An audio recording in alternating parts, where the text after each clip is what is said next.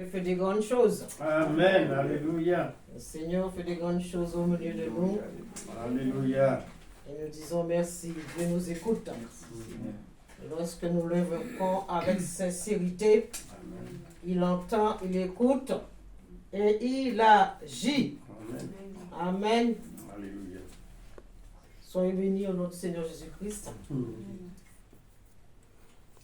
sais pas si vous connaissez ce chant. Moi j'aime bien ce chant. Celui qui met en Jésus une pleine confiance, jamais ne chancelle plus, complète sa délivrance. Par la foi, nous marcherons, par la foi, nous triomphons, par la foi, mon Rédempteur me rendra plus vainqueur. Amen. Amen. Pourquoi j'ai pris ce chant? Parce que je veux vous parler de quoi? De la foi. Amen. Amen. Amen. Et j'aime bien ce chant. Ce chant est un chant de triomphe. Un chant, vous avez dit, celui qui met en Jésus une pleine confiance. Il est dit, jamais ne chancelle plus, mais complète sa délivrance. Nous trouvons la délivrance quand Jésus. Et ce matin, je voudrais partager cette parole dans Luc chapitre 8,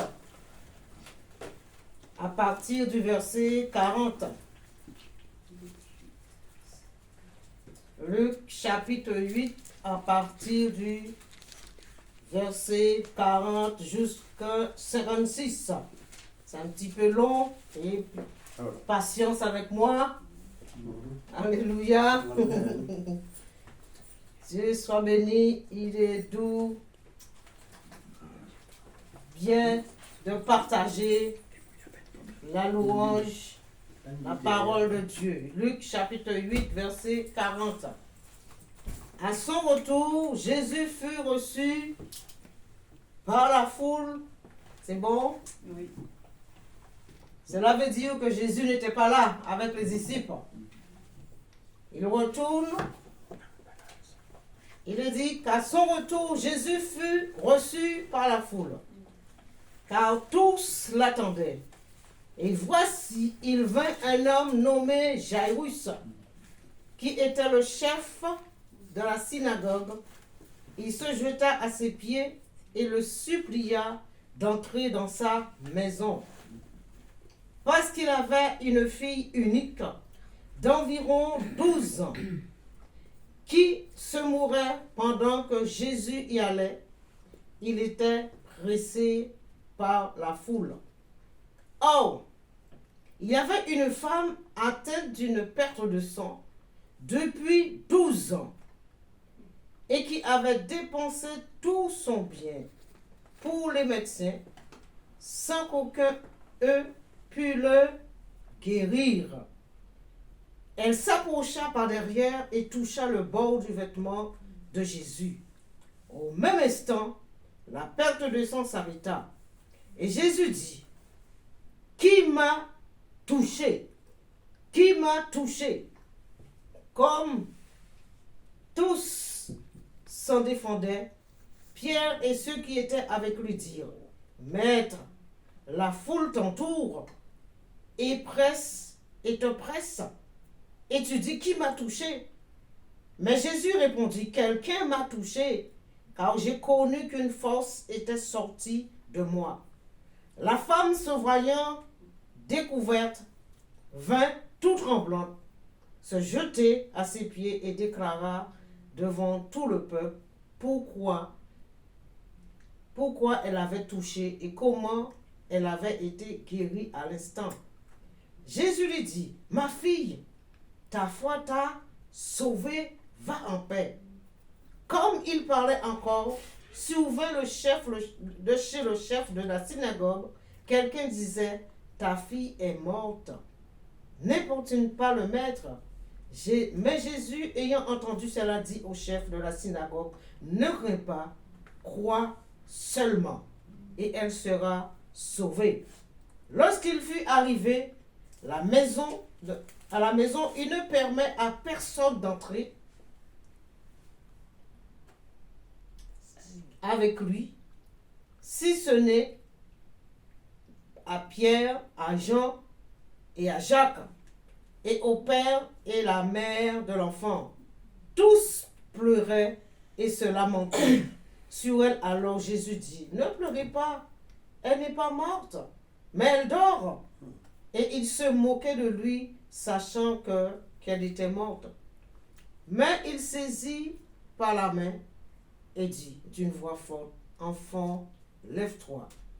Et son esprit revint en elle, et un instant, elle se leva, et Jésus ordonna qu'on lui donnât à manger. Les parents de la jeune fille furent dans l'étonnement, et il recommanda de ne dire à personne ce qui était arrivé. Amen. Amen. Alléluia. Deux histoires différentes. Deux individus, mais deux histoires ne sont pas là pareilles. Et nous voyons dans ce passage, dans ces deux histoires, qu'est-ce que nous retrouvons? Le chiffre 12. L'enfant âgé de 12 ans, malade, et la femme atteinte d'une perte de sang pendant 12 ans. 12 ans. Cet homme qui arrive devant Jésus tombe à genoux, implorer Jésus pour que Jésus puisse aller dans sa maison pour prier pour sa fille. Mais voilà, Jésus s'attarde en chemin. J'ai quelqu'un qui a un grand besoin aussi, a besoin de Jésus aussi. Cette femme, tant d'années, cette femme qui a tout perdu, cette femme qui a dépensé tout son argent, maintenant elle n'a plus rien. Elle se retrouve dans la rue. Et dès qu'elle marche, on ne veut plus la voir, on la rejette. Pourquoi? Parce qu'elle est impure. Pourquoi? Parce qu'elle a cette perte de sang. Personne ne veut la secourir. Tout le monde nous dit, éloigne-toi de moi. Ne me touche pas. Tu saignes. La pauvre, je la comprends. La tristesse, l'angoisse, le désespoir. Elle a tout perdu. Médecin en médecin. Plus rien, sa famille l'a rejeté. Vous vous rendez pas compte? Personne voulait la toucher. Alors un jour, on a entendu parler de Jésus. Alléluia. Un jour, j'ai entendu parler de Jésus. Un jour, on a entendu. Il y a un homme qui fait miracle. Il y a un homme qui guérit. On aurait dit c'est le Messie. Il ouvre les yeux des aveugles. Il fait marcher les boiteux. Il ouvre les oreilles. Les sourds entendent. Les muets parlent. Alors elle a entendu ça. Donc elle a commencé à parcourir ville en ville pour retrouver Jésus de Nazareth. Amen. Pour retrouver Jésus de Nazareth. Car Jésus de Nazareth est ce seul espoir pour elle. C'est la seule personne qui peut la guérir.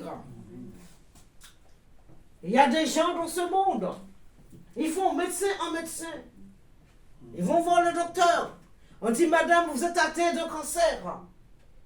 Alors là maintenant, c'est la tristesse. Ça fait peur lorsqu'on dit qu'on est atteint de cancer. Parce que les cancers tuent. On te dit, vous n'avez plus longtemps à vivre, madame.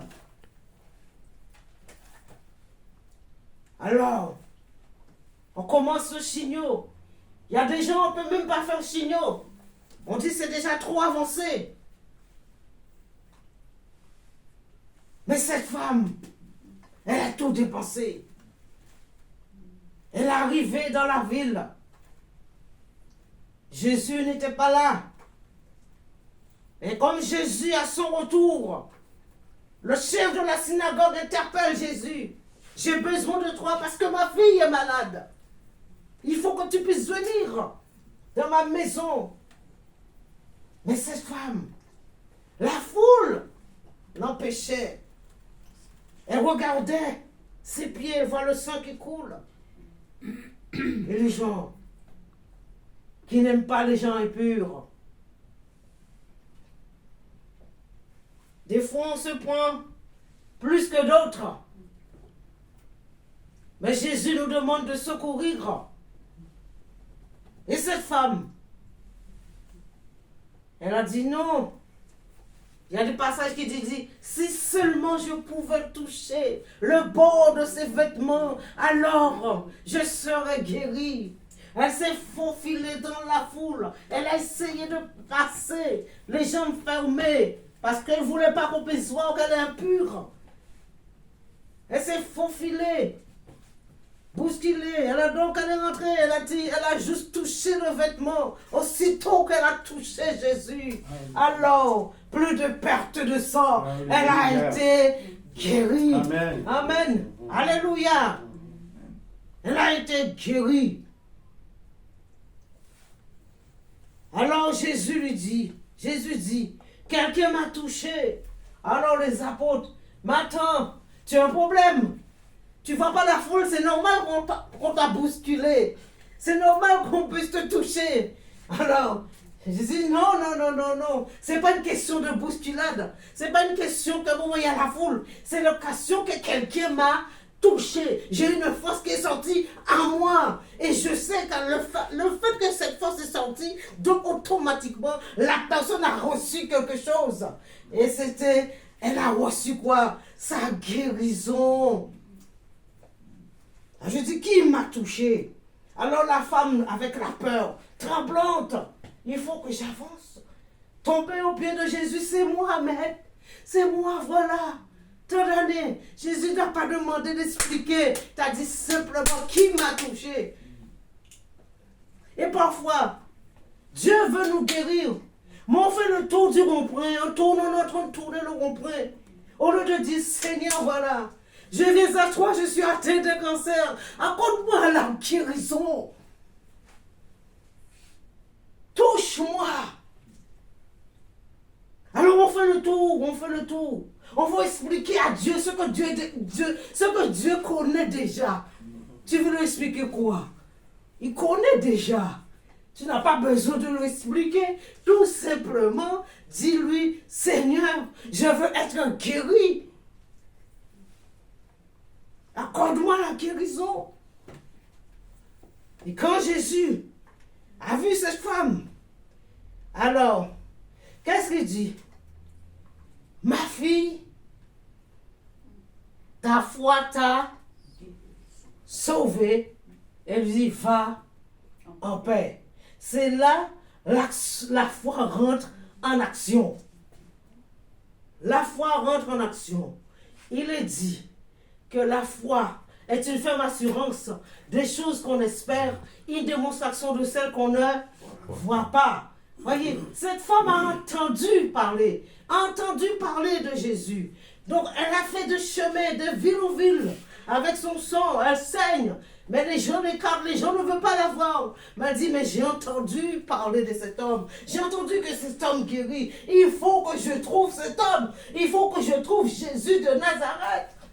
Cherche Jésus. Et les gens ont peur de chercher Jésus.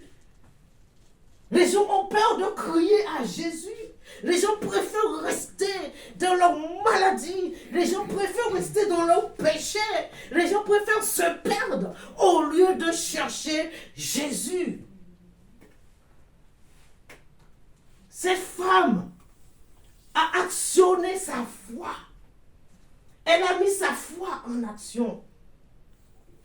Elle a dit, seulement si je touche Jésus, alors je serai guéri.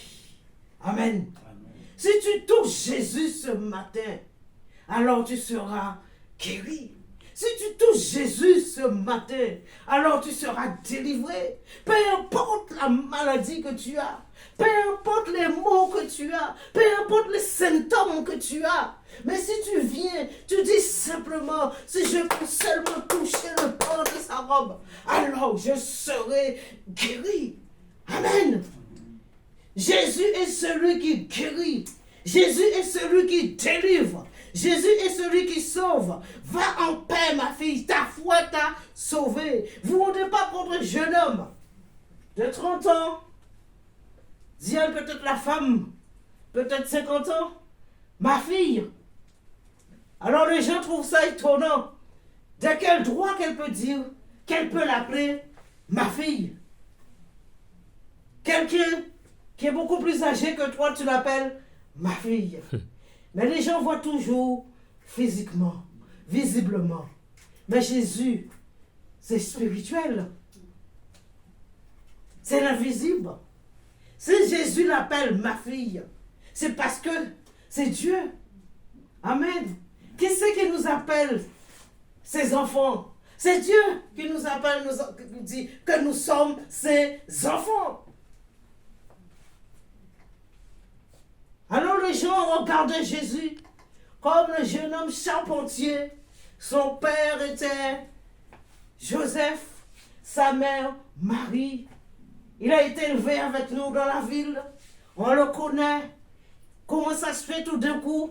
Il se proclame qu'il est bon, qu'il guérit. Il se proclame le Fils de Dieu. Il fait des choses, on ne comprend pas. Non, il y a quelque chose qui ne va pas là avec lui là. Et vous savez bien souvent, lorsqu'on a été élevé avec des gens, des amis, la famille, et on commence à changer, on commence à leur parler, on vient leur dire, voilà, j'ai donné ma vie à Jésus. Ils ne comprennent pas. Ils vont te dire, arrête, tu es en train de délirer, tu es devenu fou. On croit que nous sommes fous et folles. Non, on n'est pas fous et folles. On sait ce que Jésus a fait dans notre vie. Et Jésus était venu pour un but bien précis, pour sauver les gens, pour guérir les gens. Et dans ce monde, combien de gens sont impurs? L'impureté.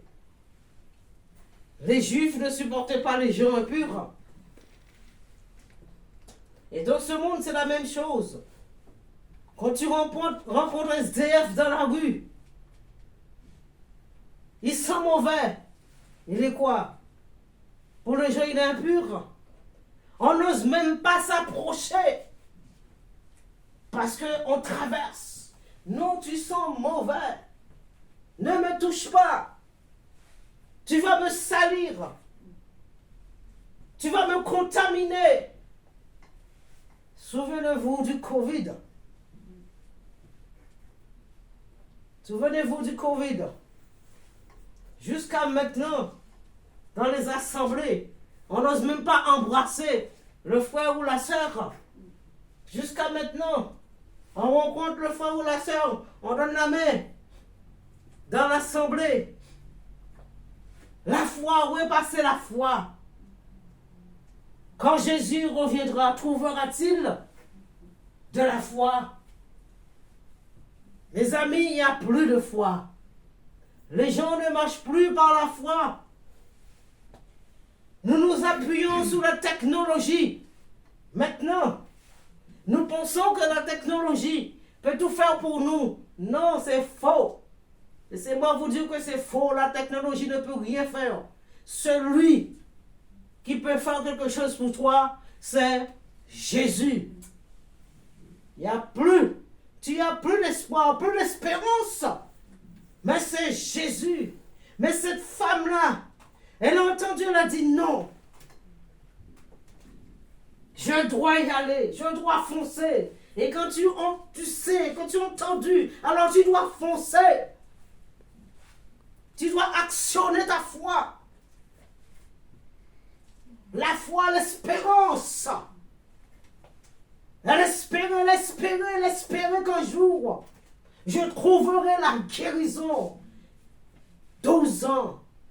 Et là, elle a trouvé la guérison. Amen. Elle a trouvé la guérison. Des fois, nous prions pour quelqu'un qui est malade. Toi, tu mets toute ta foi. Tu mets toute ta force. Tu pries pour cette personne. Tu dis, Seigneur, accorde la guérison à cette personne. Mais la personne que tu pries, si la personne même n'a pas la foi, tu pourras beau dire à Dieu de faire, mais elle n'obtiendra jamais la guérison. Pourquoi? Parce qu'elle n'a pas la foi. Elle n'y croit même pas. Tout ce qu'elle veut, elle espère, elle croit que c'est toi qui fais le miracle. Ce n'est pas nous qui faisons le miracle. Tu mets ta foi en s'associant, ta foi est la mienne. Alors là, le miracle s'accomplit. Le miracle s'accomplit. Mais cette femme, elle n'avait pas besoin de quelqu'un parce qu'elle était rejetée. Elle était rejetée. Elle activait sa foi elle-même. La foi vient de ce qu'on entend. Et ce qu'on entend vient de la parole de Dieu. Elle a entendu parler de Jésus. Vous comprenez, la foi vient de ce qu'on entend. Et ce qu'on entend vient de la parole de Dieu. Elle a entendu parler de Jésus. Pour faire grandir ta foi, il faut lire la parole. Pour que ta foi puisse grandir, il faut lire la parole de Dieu. Si tu ne lis pas la parole, ta foi ne peut pas grandir. On ne peut pas s'appuyer sur un frère, sur une sœur. On ne peut pas s'appuyer sur le pasteur. Tu t'appuies sur la parole et tu lis la parole. Et la parole fait grandir ta foi. La parole te fortifie. C'est ça la foi. Nous avons tous la foi en nous. Mais pour que la foi puisse grandir, il faut lire. Si tu as une plante, tu n'arroses pas ta plante. Si tu as une plante, les gens qui ont des plantes chez eux, les gens qui ont des jardins, ils font quoi? Ils arrosent, même dans la maison. Ils arrosent. Ah mais c'est la même chose. Tu t'arroses. Tu t'arroses avec la parole. Et quand tu t'arroses avec la parole, ça fait grandir ta foi. Ça fait grandir. C'est ça la foi. Là, elle a entendu. Donc maintenant, je dois aller. La démarche. Il faut faire cette démarche maintenant. Elle a fait cette démarche. La démonstration. Donc, elle part. Ville en ville. Et là, elle tombe. Elle a entendu. Jésus est revenu. Maintenant, aujourd'hui, c'est mon jour. Aujourd'hui, c'est mon jour. Et c'était son jour aujourd'hui. Elle n'avait pas tort. C'était son jour. C'était l'occasion de saisir Jésus. Avant que Jairus l'emmène dans sa maison, il fallait qu'elle puisse saisir Jésus. Et c'était son jour. 12 ans, mes amis, 12 ans. 12 ans. Et il y a des gens qui sont malades, qui traînent la maladie des années et des années dans leur vie. Des années et des années. On a rencontré un frère un jour. On était partis en vacances en Bretagne, à Vannes. On a rencontré ce frère. Et il nous a parlé, on est en train de parler avec lui. En parlant, on découvre que bon, c'est un frère. Et lui aussi découvre que nous aussi, nous sommes des enfants de Dieu. Et donc on a commencé à discuter.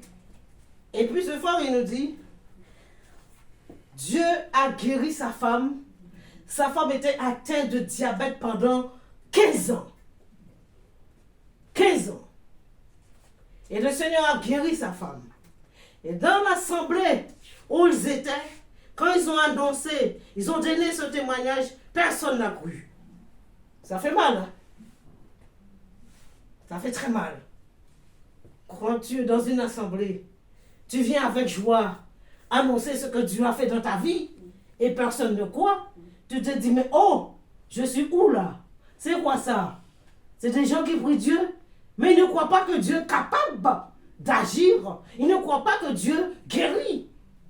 Et ça arrive souvent dans la vie des individus. On marche avec le Seigneur. Mais on ne croit pas que Dieu est capable capable de guérir. On ne croit pas que Dieu est capable de te faire sortir d'une fauteuil roulante. On ne croit pas que Dieu est capable de te faire marcher si tu es braqué. On ne croit pas que Dieu peut ouvrir les yeux. On ne croit pas. Et on dit qu'on croit. Tu crois en quoi? La foi, la croyance en Dieu marche que tu crois, que tu as confiance en Dieu. C'est ça la foi. La foi en un mot égale confiance. Tu as confiance en Dieu. Tu crois que Dieu est capable d'agir dans ta vie. Tu crois que Dieu est capable d'ouvrir les portes pour toi. C'est ça la foi. Tu as confiance en Dieu. Tu fais confiance à Dieu. Amen. Et cette femme, elle a fait confiance à son Seigneur. Et là, Jairus, Jésus dit à un chef, quelqu'un de chez Jairus qui arrive. Comme Jairus a quitté sa maison pour aller chercher Jésus, pour m'amener Jésus dans sa maison pour prier pour sa fille. Mais Jairus a mis longtemps avant d'aller retrouver Jésus. Jairus était en train de tourner en rond dans sa maison. Qu'est-ce que je dois faire? Est-ce que je dois aller voir le maître? Est-ce que je dois aller le voir pour lui dire, ma fille est malade, viens dans ma maison? Parce que pourquoi? Jairus était le chef de synagogue. Et comme il était chef de synagogue, il avait un petit peu peur des autres. Les autres escribes, il avait peur. Parce que les autres escribes, qu'est-ce qu'ils voulaient? Ils voulaient attraper Jésus pour dire que Jésus est un faux prophète. Ils voulaient attraper Jésus pour détruire la vie de Jésus. Alors Jairus avait peur. Jairus disait, est-ce que j'y vais? Est-ce que je veux le voir? Est-ce que je ne veux pas le voir? Qu'est-ce que je dois faire? Je dois aller le voir parce que ma fille, c'est la seule fille que j'ai. Unique, malade. Alors, Jairus a pris son courage à deux mains. Parfois, il faut prendre son courage à deux mains. Il a pris son courage à deux mains. Il a dit non, il faut que j'aille voir Jésus. Jésus est mon seul espoir pour sauver ma fille. Et parfois, des fois on rencontre des gens, on leur parle du Seigneur. Ils sont malades, ils ont un enfant malade. Mais ils ne veulent pas. On a rencontré un monsieur à Marseille, une dame. Il nous parlait de tout ce désespoir avec son mari. Elle-même, elle était en train de boiter. Il nous parlait. Alors elle dit, j'ai dit, madame, vous savez, dans votre cas là, la seule personne qui peut faire quelque chose pour vous et votre mari, c'est Jésus. Il n'y en a pas d'autre. Je dis, vous me racontez, oui. Je compatis, oui. Mais je ne peux rien faire. Je dis, c'est Jésus. Voulez-vous qu'on puisse prier pour vous, que Dieu puisse agir dans votre vie? Non. Mes amis, voyez, lorsqu'on propose aux gens la solution, ils refusent la solution. Pourquoi? Je suis malade. Si je suis guéri, on va me retirer mon RSA. Si je suis guéri, on va me retirer mes allocations handicapées. Si je suis guéri, on va me retirer mes allocations de logement. Vaut mieux être guéri, vaut mieux perdre toutes ces choses et être guéri. C'est beaucoup plus avantageux pour toi d'être en bonne santé que de penser à l'argent. L'argent ne nous guérit pas. L'argent nous emmène à la prédiction. Je préfère être guéri. Et l'argent, Dieu pourvoira. Le Seigneur pourvoira. C'est ça qu'il a dit. Il pourvoira à tous nos besoins. Et les gens refusent. Et c'est malheureux que je trouve. C'est malheureux. L'argent ne fait pas le bonheur. Quand tu as beaucoup d'argent, qu'est-ce qui se passe? Tu mets ou tu laisses l'argent où? C'est des cas avec tes enfants. Si tu n'as pas d'enfants, l'État prend tout. C'est nos bannes pour lui. Et nos bannes pour l'État de tout prendre. Amen, alléluia. Alors Jairus, il n'a pas regardé, il a dit non. Vous mes copains scribes là, ma fille est malade. Je dois aller chercher Jésus. Je dois aller voir Jésus pour amener Jésus dans ma maison. Et quand Jésus a entendu ça, ils ont dit que ta fille est morte. Jésus a dit non, non, elle dort. Ça dépasse l'entendement. Hein. Ça dépasse l'entendement de l'homme. Ça dépasse l'entendement de l'être humain d'entendre quelqu'un en court, on vient. Non. Ta fille est morte. Quand tu es mort, tu es mort. Quand tu es mort, tu es mort. Et Jésus dit, non, elle n'est pas morte, elle dort. Effectivement, spirituellement, lorsqu'on est mort, on dort. C'est le sommeil spirituel. On dort.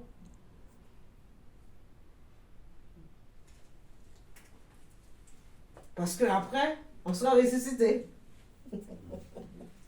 Quand Jésus reviendra, on sera ressuscité. Donc on est endormi. On est en train de dormir. On nous met dans si proche, on nous met dans la terre, parce que tu es né poussière, tu retourneras à la poussière, que la Bible dit. Alléluia. Et Jésus arrive. Les gens qui sont en train de pleurer, sont en train de pleurer. Des fois, il y a des faussetés. Hein. On fait semblant qu'on encourage la famille, on pleure, mais c'est fausse. Hein. C'est hypocrite. Hein. Et puis, Jésus fait tout le monde partir. Je n'ai pas besoin de vous. Alors, il a dit, il dort. Les gens ont commencé à se moquer. Les gens commencent à se moquer. Je vais vous donner un petit témoignage. Quand j'étais parti en 87 en maison de repos à Nice. Il y avait une dame m'aimée. Et la dame, elle est tombée dans sa chambre. Et quand j'ai vu ça, j'ai été la voir. J'ai appelé l'infirmière. Le temps que l'infirmière arrive, j'ai commencé à prier pour elle. Mais quand la dame est tombée, son homme était déjà parti, déjà morte. Hein. Elle ne respirait plus. Hein. Et là, j'ai commencé à prier pour elle. Quand l'infirmière a vu ça, elle est partie en courant aller chercher le docteur. Et le temps quand le docteur est arrivé, je priais pour cette dame. Et je disais, Seigneur, tu puisses ramener cette dame au nom de Jésus. Et là, elle est revenue à elle. Et j'étais penchée sur elle. Et pendant que j'étais penchée sur elle, elle a ouvert les yeux. Elle a mis sa main sur moi. Elle m'a dit, tu es un ange. Tu es un ange. Et le docteur a commencé à se moquer. Vous voyez? S'ils se sont moqués pour Jésus, ce n'est pas pour nous, enfants de Dieu. Ils vont faire la même chose. Ils vont se moquer. Parce que pourquoi? Ils ne croient pas que Dieu est capable de ramener quelqu'un à la vie. La démonstration de la foi. J'ai démontré ma foi. J'ai prié pour cette femme. Et Dieu l'a ramenée à la vie. Et ils n'ont pas cru. Mais cette dame, elle a dit à le docteur, c'est un ange. C'est l'ange qui m'a sauvé. Elle m'a pris pour un ange. Merci Seigneur. Et bien sûr, je suis un ange. Alléluia, regardez-moi. Je ne suis pas un ange. Alléluia, amen. Gloire à Dieu. Dieu soit béni. Donc, nous aussi, ils vont se moquer. On va essayer de démontrer notre foi. Mais ils ne vont pas croire. Ils se moquent. Et ils se sont moqués de Jésus. Et à cause de l'incrédulité, qu'est-ce que Jésus a fait? Jésus les a chassés tous. Il a pris la mère, Pierre, Jacques et Jean. 3 disciples et 2, le père et la mère. Pourquoi? Parce que Jairus avait foi en Jésus. Jairus croyait que Jésus allait sauver sa fille. Jairus croyait que Jésus va guérir sa fille. Il avait foi en Jésus. Jairus a mis sa confiance en Jésus.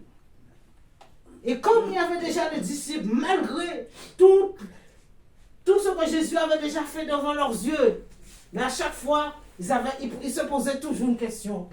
Mais ils ne comprenaient pas. Ce n'est pas leur faute. Hein? Nous aussi, nous sommes un petit peu crédules. Hein? Mais Jésus savait. Jésus les a pris. Et Jésus a prié.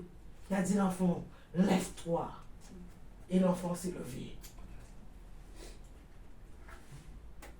Parfois, lorsque nous allons prier pour une personne qui est malade,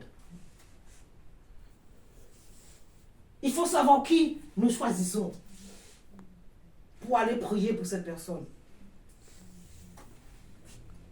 Et je me suis toujours posé la question, pourquoi Jésus a chassé tout le monde et il a gardé 3 disciples, le père et la mère. En un mot, j'ai compris. Si tu es un incrédule, ça ne marchera pas. On pourra beaucoup prier pour quelqu'un. Mais s'il y a un incrédule au milieu de nous, ça ne marchera pas. Ça ne marchera pas. On doit aller prier pour une personne. Il faut que tu crois que Jésus va guérir cette personne. Il faut que la personne qui est avec moi croit que Jésus va guérir cette personne. Si on est 5, il faut que les 5 personnes soient accordées. Si 2 sur la terre s'accordent pour demander quelque chose, croyez que vous l'avez reçu. Jésus a dit si 2. Voyez, 2. Alors on est 2, 3. On associe notre foi pour prier pour cette personne. Alors Dieu accordera la guérison. Il fallait chasser la foule. Bien souvent, la foule était crédule. Et je me souviens qu'on avait prié pour ma soeur, malade. Il y avait tant de monde dans sa chambre autour d'elle qui priait. Et je ne me sentais pas bien. Parce que je sentais l'incrédulité dans les cœurs. Je sentais la moquerie dans les cœurs. Je sentais que les gens étaient en train de se moquer à l'intérieur d'eux, faisant semblant. À un moment donné, en moi j'ai senti, j'aurais dû chasser tout le monde pour prier pour ma soeur qu'avec le pasteur et mon époux. Parce que l'incrédulité, ça empêche la guérison. Pour cela que bien souvent, dans nos assemblées, il y a tant de gens qui sont malades. Il n'y a pas de guérison. Pourquoi? L'incrédulité. L'incrédulité. Ou du moins, au lieu que les gens puissent prier, ils sont là en spectacle, en train de regarder. Ton pasteur est en train de prier pour quelqu'un qui est malade. Ne te mets pas en spectacle. Prie pour que Dieu puisse agir. Mais bien souvent, les gens sont là en spectacle en train de regarder. Qu'est-ce qui va se passer? Et des fois, les gens ne reçoivent pas la guérison. Dieu n'est pas un spectateur. Dieu est quelqu'un qui agit bien souvent en silence. On veut tout voir. On veut toujours voir. Mais tu veux voir, mais tu ne crois pas. Si tu veux voir, il faut croire.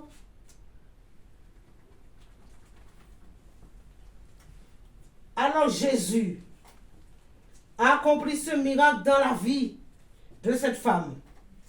Jésus a accompli ce miracle dans la vie de l'enfant de Jairus.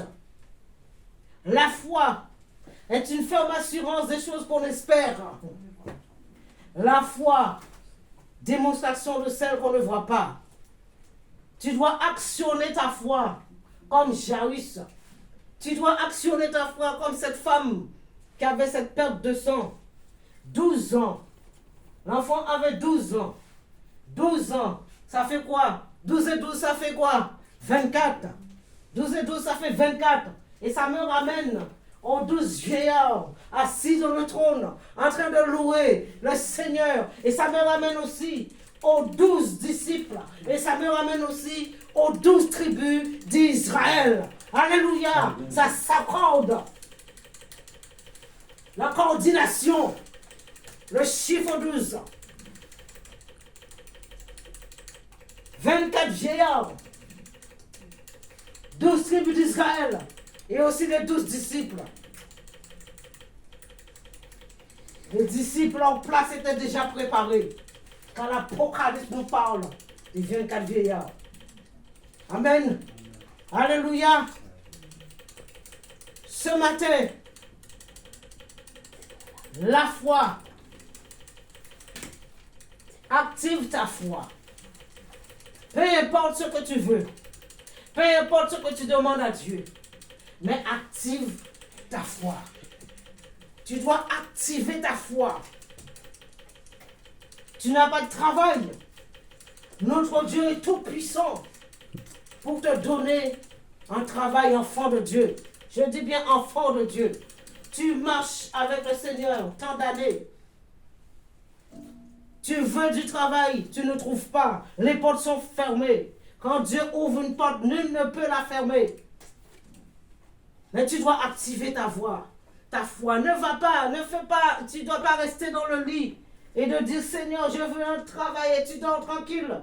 Non, tu te lèves, tu commences à écrire, tu commences à faire, tu envoies à gauche, à droite, la mairie, pompier, c'est ce que tu veux. Alléluia. Dieu est capable de te donner un bon travail, quelque chose de bon.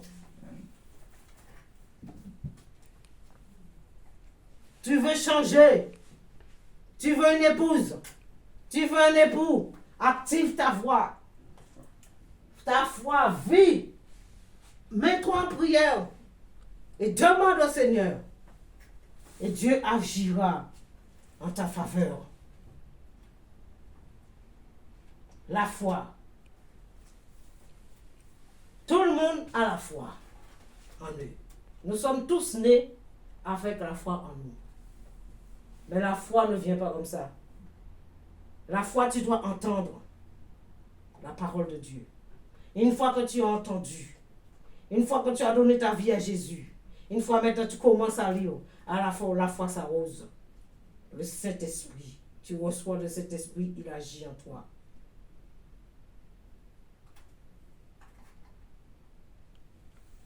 Une ferme assurance. C'est une ferme assurance. L'assurance en qui?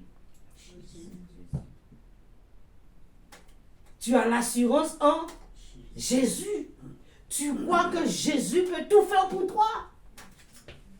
Tu crois que rien n'est impossible à lui. Ta maman est malade. Toi-même, tu pries pour ta mère. Tu as l'Esprit de Dieu en toi. Tu crois en Jésus. Tu n'as pas besoin de faire de longues prières. Il y a des gens qui il faut raconter toute la vie. Est-ce que Dieu t'a dit de raconter toute la vie? Il ne t'a pas demandé de raconter toute la vie. Tu viens devant ta maman au nom de Jésus, Père. Sois guéri. Ta maman a un cancer. Au nom de Jésus, que le cancer s'en va. Alléluia. Malheureusement, j'ai prié pour ma soeur. Mais ma soeur, elle est partie. Et ça m'a attristé. Et j'ai posé la question au Seigneur. Seigneur, mais pourquoi tu n'as pas guéri ma soeur? J'ai versé des larmes devant toi. J'ai prié pour que tu puisses la guérir. Mais le Seigneur m'a donné la réponse. J'ai guéri ta soeur. Elle a été guérie. Mais seulement, je ne l'ai pas mis debout à cause de l'incrédulité des autres. J'ai entendu ta prière. Elle a été guérie. Mais j'ai préféré la prendre. Parce que pourquoi? Si je l'avais mis sur pied, elle n'aurait pas tenu. Elle ne m'aurait pas suivi comme il faut. J'ai compris ça beaucoup plus tard. Et en analysant cela, j'ai vu que c'était vrai. Et quand j'ai regardé les gens qui étaient autour de ma sœur, j'ai compris pourquoi Dieu ne l'a pas mis debout. J'ai compris. Et le Seigneur m'a dit, tu verras plus tard, tu entendras plus tard. Et j'ai entendu plus tard les critiques, les calomnies qu'il y a eu après. Les gens pensent que Dieu n'entend pas. Les gens pensent que Dieu ne voit pas. Les gens pensent que nous marchons aveuglement avec un Dieu, que nous suivons une mythe. Non, je ne suis pas une mythe. Je suis une personne. Jésus-Christ qui est venu. Les gens pensent qu'on est des fous, des folles. Nous, je ne suis pas fou, folle. Nous ne sommes pas des fous, des folles. Nous croyons à notre Sauveur, Jésus-Christ. C'est lui qui accomplit les miracles aujourd'hui. Le temps des miracles n'est pas terminé. Le temps des miracles continue. Jésus n'est pas resté dans le tombeau, mais il est sorti. Il a accompli encore des miracles à travers de nous. N'ayez pas peur, mes frères et sœurs. Quel que soit l'endroit où vous êtes, vous avez quelqu'un, voyez quelqu'un qui a besoin de la prière. Foncez, mettez votre foi en action. Priez pour la personne. N'ayez pas peur.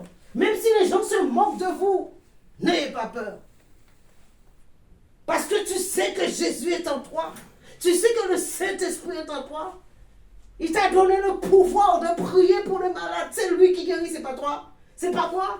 Mais c'est lui qui guérit. N'ayez pas peur. Mais seulement, nous ne voyons pas la gloire de Dieu parce que nous avons peur. Et nous ne mettons pas notre foi en action. Alléluia. Ce matin, je vous encourage.